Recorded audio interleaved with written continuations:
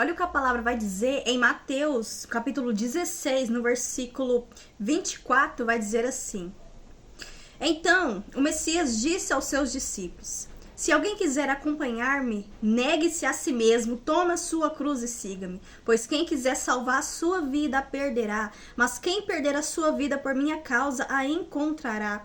Pois o que adianta o homem ganhar o mundo inteiro e perder a sua alma? Ou o que o homem poderá dar em troca de sua alma? Irmãos, aqui nessa passagem nós vemos o Messias, ele falando aos seus discípulos, ele ensinando, exortando a eles e toda a multidão, que se alguém quiser vir após ele, segui-lo, tem que tomar a sua cruz e segui-lo. Porque o evangelho, irmãos, é renúncia. O evangelho, irmãos, é perca.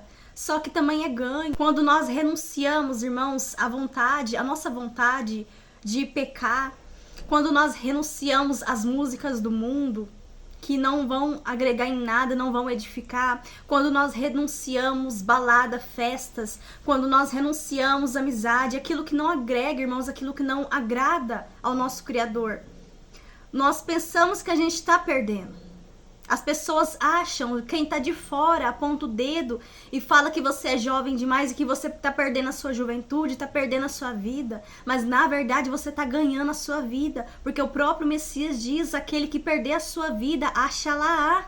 Então quando você perde a sua vida pelo evangelho, você não tá perdendo, você tá ganhando. Na visão de muitos irmãos, aqueles que estão fora do cristianismo, do evangelho, eles acham que ser crente, servir ao Criador, aceitar o Messias, é viver uma vida chata, é viver uma vida de limitação, você não pode nada, você vive infeliz. Só que é muito pelo contrário, irmãos. Na presença do Criador, quando você passa a se encher da presença dele, a presença dele, ele te enche tanto, o Espírito Santo, ele te supre tanto, ele te sacia tanto, que você não sente mais o desejo, a vontade de ficar presa nas coisas do mundo. Então quando você pensa que você está se divertindo, que você é livre, na verdade você é prisioneiro das suas próprias vontades. Repare que tem pessoas que não conseguem largar o cigarro, tem pessoas que não conseguem largar a bebida, tem pessoas que não conseguem, irmãos, largar os vícios dos jogos. Por quê? Porque se torna um vício para a pessoa. Tem pessoas que não conseguem se libertar, irmãos, muito jovens, não conseguem se libertar da pornografia, da vida errada, da fornicação. Por quê? Porque está sendo aprisionado por Satanás. Satanás ali, ela não está vendo, irmãos, mas no mundo espiritual é como se essa pessoa estivesse acorrentada ali aos pés de Satanás.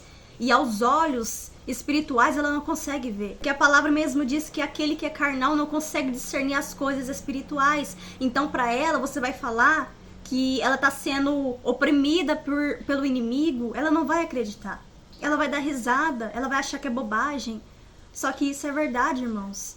Então ser livre é viver em liberdade na presença do Altíssimo. E você é tão liberto, você é tão livre, que você tem a opção, ele te dá o livre-arbítrio. Só que você opta por não desagradar a ele, por não fazer aquilo, porque você já se libertou.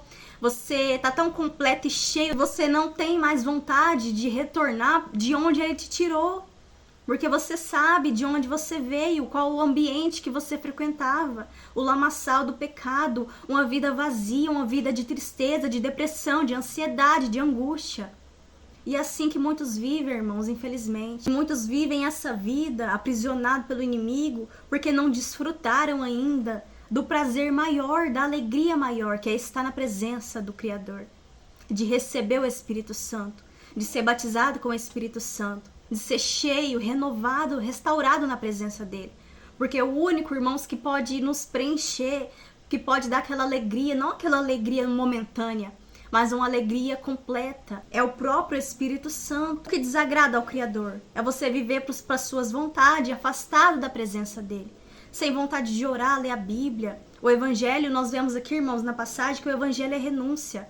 É você tomar a sua cruz, é você negar a você mesmo, negar o seu pecado, negar aquilo que te afasta da presença, seja pessoas, amizades ruins, seja droga, cigarro, bebida, festa, adultério, fornicação, pornografia, aquilo que vai sujar, te contaminar espiritualmente.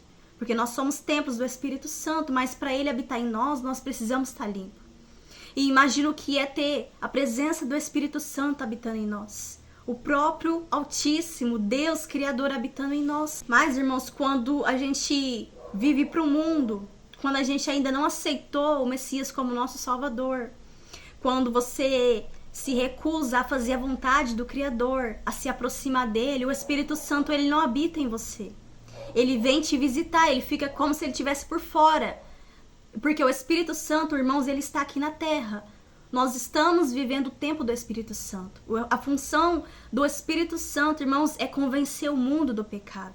É ele que nos leva ao arrependimento. Então, irmãos, aquele que está lá no mundo, de fora da presença do Criador, o Espírito Santo não está habitando dentro dele. O Espírito Santo está habitando fora. Ele está ali junto com a pessoa, mas para convencer do pecado. Para levar essa pessoa ao arrependimento, para levar essa pessoa a reconhecer que a vida que ela está vivendo é uma vida de pecado, é uma vida errada e desagrada ao Criador. Mas quando essa pessoa reconhece que ela está no pecado, no erro, e ela aceita o Messias, ela se batiza, e ali ela busca a presença do Espírito Santo, a presença do Eterno. Ali o Espírito Santo, irmãos, ao invés dele estar fora, ele passa a habitar dentro dessa pessoa. E o Espírito Santo, irmãos, ele é o nosso santificador. Então ali, depois, quando o Espírito Santo passa a habitar dentro de nós, ele passa a nos governar. A Bíblia diz, irmãos, que não é por força e nem por violência. Então não é do muito falar que a pessoa vai ser convencida. Mas o Espírito Santo, ele tem a função de fazer esse papel. Essa é a função do Espírito Santo, nos santificar, nos consolar. O Espírito Santo, irmãos, ele é o nosso amigo, nosso consolador, nosso ajudador, nosso amigo fiel que está ali conosco todo sempre. É ele que nos dá força para não pecar. É ele que vai nos alertar. Quando você for fazer algo que vai desagradar ao Criador, ele vai te alarmar, ele vai te despertar. Ele vai te levar ao arrependimento. Então nós precisamos do Espírito Santo para nos alinhar. Nós precisamos, irmãos, do Espírito Santo para ser salvos, para entrar no reino dos céus. Mas para isso, primeiro, antes de receber o Espírito Santo dentro de nós, nós temos que renunciar. Nós temos que fazer a nossa parte, dar um passo à frente, para que assim ele venha ter liberdade para operar em nossa vida. O Evangelho, irmãos, é um Evangelho simples, é um Evangelho acessível para todos. Seja pessoas de qualquer religião, o Evangelho é acessível para todas as pessoas.